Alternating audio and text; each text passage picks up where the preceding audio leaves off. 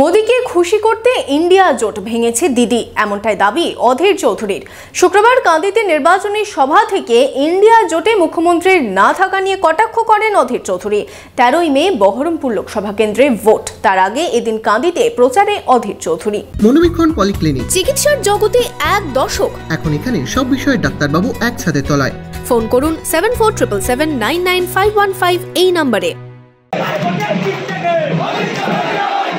কান্দিতে vote প্রচারে অধীর চৌধুরী। শুক্রবার দুপুরে কান্দির রাধাবল্লভ মন্দির সংলগ্ন একটি অনুষ্ঠান বাড়িতে বাম ও কংগ্রেস নেতৃত্বকে নিয়ে নির্বাচনী সভা করেন বহরমপুরের কংগ্রেস প্রার্থী। সভা থেকে ইন্ডিয়া জোটে মুখ্যমন্ত্রীর না থাকা নিয়ে কটাক্ষ করেন।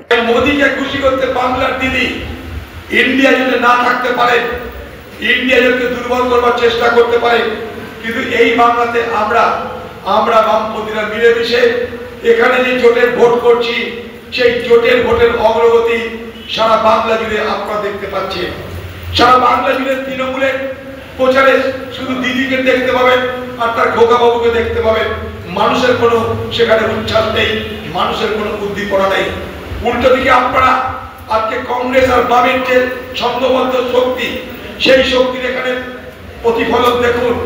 এই সভার এই হলের বাইরে হলে যতজন মানুষ আছে তার থেকে বেশি মানুষ দাঁড়িয়ে আছে। সভা শেষে পদযাত্রার মধ্য দিয়ে শুরু করেন ভোট প্রচার।